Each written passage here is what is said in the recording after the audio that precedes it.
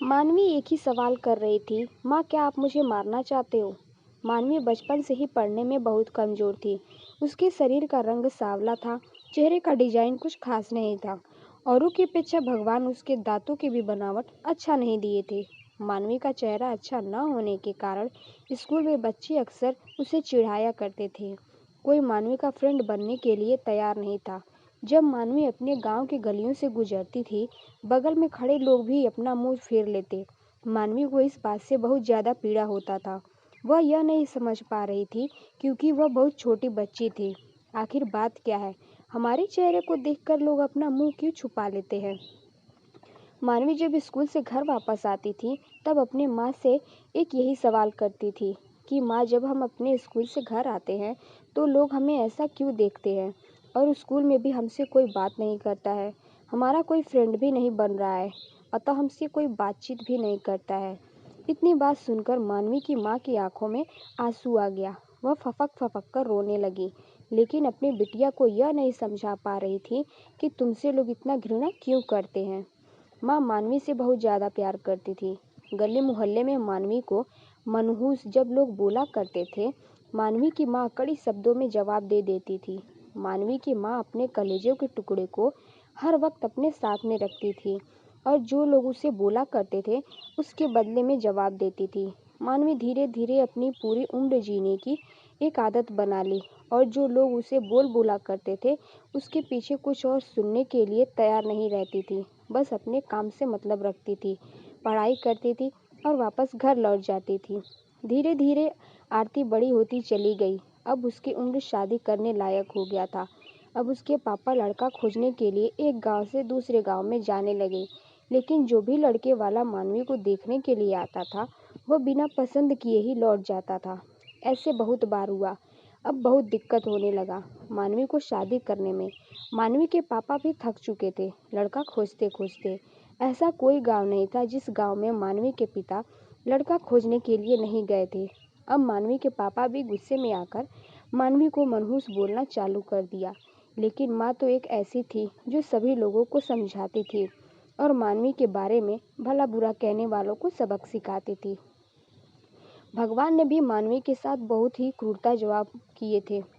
शरीर के बनावट ऐसे बना दिए थे जिसे देखकर कोई भी लड़के वाला पसंद ही नहीं करता था। मानवी भी इस बात को लेकर चिंता कर रही थी कि पापा हमारे लिए इतना दूर दूर तक जाते हैं लड़का देखने के लिए, लेकिन हमें कोई भी लड़का पसंद नहीं करता है। मानवी अपने कामों में ज़्यादा व्यस्त रहती थी। वह खाना बनाने में बहुत ज़्यादा समय देती थी। मानवी की खाना बनाने में बहुत ज़्यादा मज़ा आता था। मानवी ने बहुत सारे खाना बनाने की रेसिपी के बारे में जानकारी हासिल कर ली थी। इसके लिए उन्होंने किताबें, रेडियो, टीवी चैनल पर वीडियो देख ली थी। मानवी के द्वारा बनाया गया खाना बहुत स्वादिष्ट और टेस्टी होता था। मानवी की तारीफ उसके चेहरे से कोई नहीं करता था, लेकिन उसकी खाना बनाने की जो तरीका था, उसके खाने में जो स्वादिष्ट था, उसे हर कोई तारीफ करता था। खाना बनाने में मानवी के जितने भी आजू बाजू की औरतें थे, उन सभी औरतों में बहुत ज़्यादा फेमस हो गई थी। जिस औरत को लगता था कि आज नया खाना बनाना है और कुछ नया आइडिया इसमें टेस्टी लाना है, तो औरत मानवी के पास में आकर जानकारी लेती थी। बहुत सारी औरतें यह भी सोचती थी कि मानवी के द्वारा बनाए गए खाने को हम सीख लें, लेकिन यह उन सभी के बस की बात नहीं थी। मानवी के हाथ में ऐसा टाइमिंग जादू था जो मानवी के इस कला को कोई सीख नहीं पाया। मानवी का जीवन और उसका लाइफ चक्र उतार चढ़ाव में कटता रहता था। माता पिता और रिश्तेदार बहुत कोशिश कर रहे थे कि मानवी की कहीं न कहीं शादी हो जाए। बहुत कोशिश के बाद माँ पापा ने एक लड़के वाले को मना लिया था। वे सब मानवी को देखने के लिए घर पर आने वाले थे। मानवी को इस बात की खबर लग जाती है कि हमारी शादी को होने वाला है। मानवी दुखी हो जाती है और गुस्सा करने लगती है, और मानवी रोती हुई कहने लगती है कि आप सब इतने सारे लड़के वालों को देखने के लिए बुलाते हो, लेकिन कोई हमें पसंद नहीं करता है, और जो भी आता है हमारा मजाक बनाकर चला जाता है। आप सबकी बदनामी होती है। गांव समाज का बोलता है कि लड़की वाला देखने आया था और मानवी को पसंद नहीं किया। गांव वाले भी कहते हैं कि पता ना उसके मम्मी पापा कैसे उसको जन्म दिए हैं। इस मनहूस को कि कहीं शादी ठीक ही नहीं हो रहा है। मानवी कि माँ ने मानवी को समझाई कि शादी में अक्सर ऐसा होता रहता है। हर कोई किसी को पसंद नहीं होता है। जिसे तुम पसंद आ जाओगी तो तुमसे ज़रूर शादी कर लेगा। तुम अपना ख्याल रखो। तुम अपने आप पर ध्यान दो। कौन तुम्हें पसंद करेगा या नहीं करेगा यह तुम उनके पर छोड़ दो। अगले दिन लड़के वाले मानवी को देखने वाले थे, लेकिन मानवी उसी दिन सुबह में ही सज संवर कर कहीं निकल गई थी। लड़के वाले घर पर आते हैं, लेकिन मम्मी पापा को नहीं पता था कि मानवी कहाँ गई है। जब लड़की देखने की बारी आती है तो मानवी घर में नहीं थी। लड़के वाले इस पर गुस्सा हो जाते हैं और पूरी खरी खोटी सुनाते हैं मानवी के मम्मी पापा को। वैसे भी पापा मानवी पर बहुत गुस्सा करते थे, लेकिन उस दिन की हरकत से मानवी के पापा के ऊपर खून सवार हो गया था। मानवी ने अपने पापा को गुस्से में पागल कर दिया था। उस दिन मानवी के पापा उसके मम्मी पर सारा गुस्सा उतार दिए। मानवी के पापा ने उसकी मम्मी को बहुत भला बुरा कहा कि यह सब तुम्हारे सिर पर चढ़ाने का नतीजा है। तुम्हारी ही वजह से आज मानवी ऐसी हरकत कर रही है। अब शाम का वक्त होने वाला था। मानवी घर को लौट चुकी थी। मानवी के चेहरे पर बहुत ज़्यादा खुशी था और उसके हाथों में एक था चेक। मानवी कोई एक सर्टिफिकेट लेकर आई थी। मानवी ने अपनी उपलब्धि के बारे में अपनी मम्मी से कुछ बोलने वाली ही थी कि इसी बीच मानवी की मम्मी ने उसको खरी खोटी सुनाना शुरू कर दिया। उसकी मम्मी ने मानवी को इतना खरी खोटी सुनाई कि मानवी सपने में भी यह नहीं सोच पाती कि मम्मी आज हमें इतना भला बुरा बोलेंगी। इससे पहले मानवी की मम्मी ने मानवी को इस तरह के शब्दों का उच्चारण नहीं किया था। मानवी के माँ ने एक बात बोली मानवी से कि बाकी सब लोग सही कह रहे थे कि तुम सच में मनहूस हो। आज तुम्हारी वजह से सब कोई परेशान है। अच्छा होता कि तुम पैदा होते ही मर जाती। आज यह दिन हमें देखना नहीं पड़ता। गांव घर में मेरा सिर नहीं उठ पा रहा है। मानवी इस वाक्य को सुनकर अवाक थी। वह कुछ बोल नहीं पा रही थी, क्योंकि जब मानवी बोलने की कोशिश कर रही थी, उसकी मम्मी के शब्दों में उसकी आवाज़ दब जाती थी। मानवी चुपचाप निठुर भाव से खड़ी थी। मानवी की आंख में आंसू बह रहे थे। मानवी बिल्कुल व्याकुल हालत में खड़ी थी। वह कुछ बोल नहीं पा रही थी। मानवी अपने माँ से एक यही सवाल कर रही थी, माँ, क्या मैं इतनी बदनसीब हूँ कि मुझे आप पाना चाहती थी? क्या मैं मर जाऊँ? मैं इतनी बुरी हूँ? आप मुझे मारना चाहती थी? मैं ऐसी क्या गलती कर दी मैंने? मानवी के द्वारा बोला गया एक ही बात का असर उसके मम्मी पर नहीं हुआ। मानवी की मम्मी काम कर रही थी और गुस्से में मानवी के ऊपर में अनेकों बात का प्रहार कर रही थी। मानवी निठुर भाव से अपनी मम्मी की ओर देख रही थी और उसके बातों को सुन रही थी। आँख से आंसू बह रहे थे, लेकिन मानवी चुपचाप खड़ी रही। मानवी एक ही सवाल कर रही थी, माँ, क्या आप मुझे मारना चाहते हो? गुस्से में मम्मी ने भी बोल दी हाँ। मानवी बिना एक पल बिताए ही सीधा अपने कमरे में जाकर दरवाज़ा बंद कर लेती है। 1-2 मिनट के बाद में मम्मी का गुस्सा शांत होता है।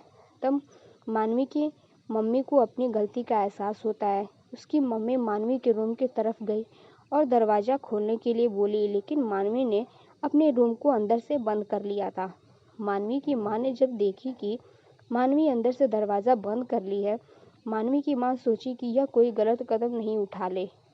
इसीलिए मानवी की मम्मी ने उसके पापा के पास तुरंत कॉल की घर आने के लिए। दोनों ने दरवाज़ा खोलने के लिए काफ़ी कोशिश की, लेकिन मानवी ने दरवाज़ा नहीं खोला। कुछ समय बीतने के बाद मानवी के पापा को अब एहसास हो गया कि मानवी कुछ गलत कर ली है। मानवी के पापा ने तुरंत दरवाजे को तोड़ दिया। मानवी की मम्मी पापा ने अंदर का सीन देखा तो अवाक रह गए। मानवी ने दुपट्टे का फंदा बनाकर पंखा से लटक रही थी। अभी ज़्यादा वक्त नहीं हुआ था, वह सिर्फ बेहोश हुई थी। माँ और पापा ने तुरंत उसे उठाकर पंखा से अलग किए, फिर गले से दुपट्टा निकाला और बेड पर मानवी को लेटा दिए। स्थिति को देखते हुए उन्होंने तुरंत डॉक्टर को कॉल लगाया।